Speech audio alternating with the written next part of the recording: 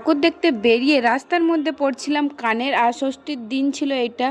সকাল থেকে কী করেছি সেই দিন সেই সবটা তোমাদের সাথে শেয়ার করবো এই ভিডিওর মাধ্যমে। ষষ্ঠীর দিন সকালবেলা আমি ঘুম থেকে উঠে পড়েছিলাম তাড়াতাড়ি। মা তো আমার থেকেও অনেক আগেই উঠে গেছে। মা আমার জন্য খাবার বানিয়ে তারপরে স্নান করে অঞ্জলি দেওয়ার জন্য গেছিলো, আর আমি এদিকে আমার একটা নতুন জামা একটু অল্টার করছিলাম, অল্টার করা হয়নি। তারপর মা এখানে আলতা পড়ছিল, আর কি সুন্দর মায়ের পাটা দেখতে লাগছে, তাই না বলো? পুজো এলে যেমন মা দুর্গা সেজেগুজে নিজের বাপের বাড়ি এসে, সেরকম মা দুর্গার সাথে সাথে আমরাও কত সুন্দর সাজি। সবাই অঞ্জলি দিয়ে এসেছিলো। অঞ্জলি দিয়ে আসার পরে মাথায় অঞ্জলি ফুল টুল ছুঁয়ে দিল, দিয়ে তাড়াতাড়ি রেডি হয়ে বেরিয়ে পড়লাম, কারণ অনেকটা দেরি হয়ে গেছে। এখন 10টা বাজছে। আমাদের বাড়ির কাছে পুজো হচ্ছে, এখানে এখনও অঞ্জলি দেওয়া হচ্ছে। যারা যারা অঞ্জলি দেয়নি তারা সবাই অঞ্জলি দিচ্ছে করছে। আর আমি বেরিয়ে পড়েছি কাজে। আমার তো কাজ আছে, এখন কাজ করতে হবে অষ্টমী পর্যন্ত। তবু ওকে ঠাকুর দেখা বন্ধ দেবো? আজকেও যাবো ঠাকুর দেখতে বিকালে কাজ থেকে বেরিয়ে, মানে রাতে। তো চলো এখন কাজে যাই, তারপর তোমাদের সাথে আবার রাতে দেখা হবে। তো তারপর কাজ থেকে বেরিয়ে আমি ঠাকুর দেখতে বেরিয়ে পড়েছিলাম, আর মা ভাই ওরা গেছিলো। তো আমরা কাছাকাছি বারুইপুরের মধ্যেই ঠাকুর দেখেছিলাম। ষষ্ঠীর দিন 2-3টে প্যান্ডেল দেখেই বাড়িতে চলে এসেছিলাম। আর হ্যাঁ, আমাদের এখানে এখনও ঠাকুর বিসর্জন হয়নি। খুব মাইকের আওয়াজ, তোমরা এখানে মাইকের আওয়াজ একটু পাবে, ভয়েসের একটু মানে অনেক প্রবলেম হবে, প্লিজ অ্যাডজাস্ট করে নিও। আর আমার কথা না শুনে প্যান্ডেলগুলো দেখো। আর এদিকে আমি সেজেগুজে রেডি হয়ে বেরিয়েছিলাম, বাট ওখানে বড় বড় কানেরগুলো পরিনি, আমার একটু লজ্জা লাগছিলো। বাইরে বেরিয়ে রাস্তার মধ্যে আমি কানের পরছিলাম। তো কানের পরে তারপরে আমি মা ভাই সবাই মিলে প্যান্ডেলে ঢুকেছি, সুন্দর সুন্দর ছবি তুলেছি, অ্যান্ড প্যান্ডেলগুলো দেখেছি খুব সুন্দর। এবার তোমরাও দেখো প্যান্ডেলগুলো।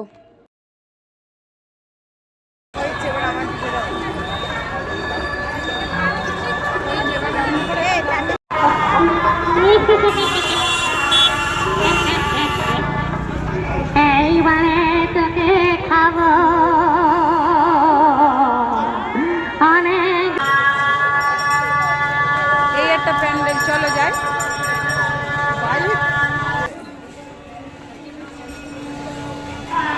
চালু, চল চল।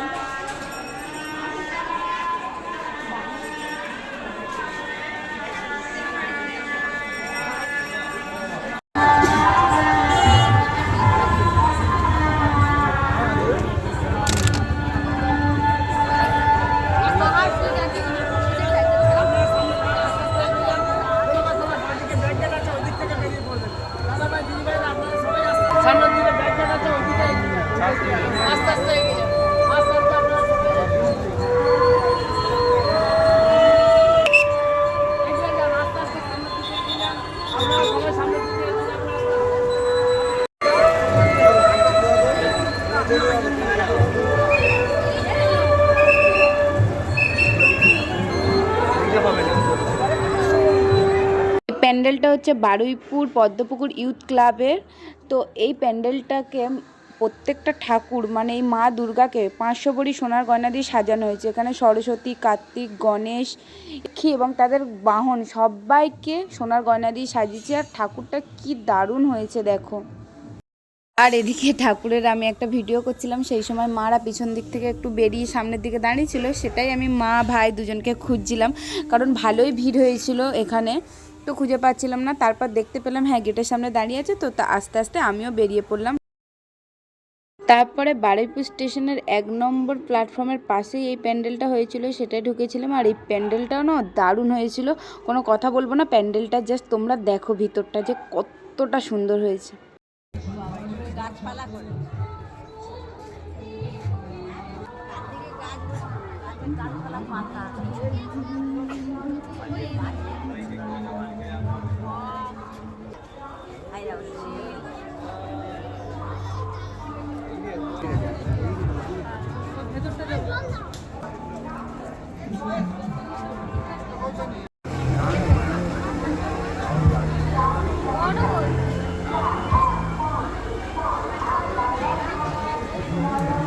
এরপর বারুইপুর জংশন স্টেশনের 4 নম্বর প্ল্যাটফর্মের ঠিক একদম পাশেই একটা প্যান্ডেল হয়েছে, সেটাতেই যাচ্ছি। কিন্তু দুর্ভাগ্যবশত প্যান্ডেলে যাওয়ার যে সামনের রাস্তাটা সেটা বন্ধ করে অনেক ঘুরিয়ে ঘুরিয়ে ঢুকালো।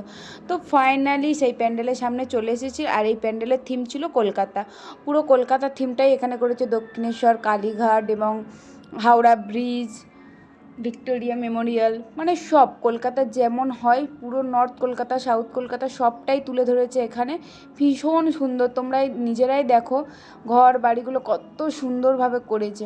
আর ভিতরটা তো আরও মারাত্মক সুন্দর করতে। তো চলো ভিতরটা দেখা যাক। ভিতরটা করেছে কুমারটুলি। তো এখানে কুমারটুলির থিম করেছে ভিতরটা। কুমোরটুলিতে কীভাবে ঠাকুর বানানো হয়, কিভাবে কি হয় সেটা আশা করছি তোমরা সবাই জানো, আর সেটাই এখানে তুলে ধরা হয়েছে, তোমরা জাস্ট দেখে নাও।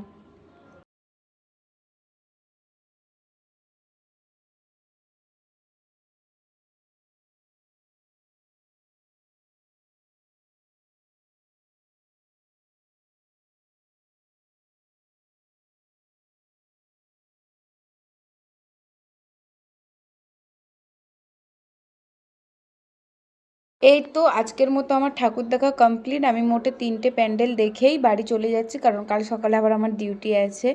তো বেশি রাত করলে পরের দিন ডিউটি করতে পারবো না, তাই তাড়াতাড়ি এই কটা কাছাকাছি ঠাকুর দেখেই বাড়ি চলে যাব বলে চলে এসেছিলাম ট্রেন ধরে। এখন বাজছে 11:30, আর এখন এখান থেকে এসে ভ্যানে উঠেছি, কারণ আর হেঁটে যাওয়ার ক্ষমতা নেই। নতুন জুতো পরেছিলাম, পায়ে পুরো ফোসকা পড়ে গেছে, তাই ভ্যানে করে এখন বাড়ি যাচ্ছি।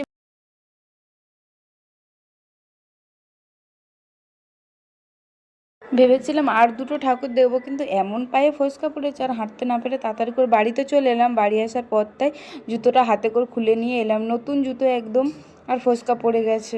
পুজোর প্যান্ডেলে ঘুরবো, নতুন জুতো পরবো, আর পায়ে ফোসকা পড়বে না সেটা কখনো হতে পারে না। আর ফোসকা পায়ে না পড়লে পুজোয় ঘুরে কোনো মজাই নেই, তাই না বলো? এরপর কাজ করে তো আমার কিছুই করে হয়ে ওঠা হয়নি। মুখে ফেসিয়াল করিনি, ব্লু প্লাক করিনি, কিছুই করিনি। অন্যান্য বছর আগে থেকেই করা হয়। সেদিন ষষ্ঠীর দিন এসে রাতে মা করে দিয়েছিল ফেসিয়ালটা আর ব্লু প্লাকটা। মোটামুটি সেদিন রাত হয়েছিল, 1:30টা বেজে গেছিলো আমাদের শুতে শুতে। তো এই ছিল আমার ষষ্ঠীর দিনের ছোট্ট একটা ব্লগ। পুজো তোমরা সবাই কেমন ঘুরলে, কেমন কাটালে অবশ্যই কমেন্ট করে জানিও। এরপর তোমাদের সঙ্গে দেখা হবে সপ্তমীর ব্লগে। আজকের মতো টাটা, বাই।